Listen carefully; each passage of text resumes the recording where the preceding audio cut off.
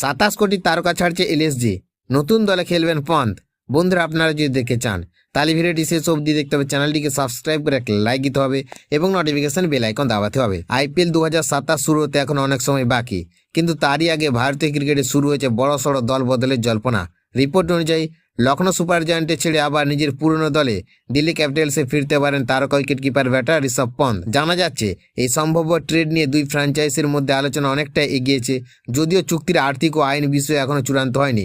পন্থ 2016 থেকে 2024 পর্যন্ত দিল্লি ক্যাপিটালস হয়ে খেলেছেন।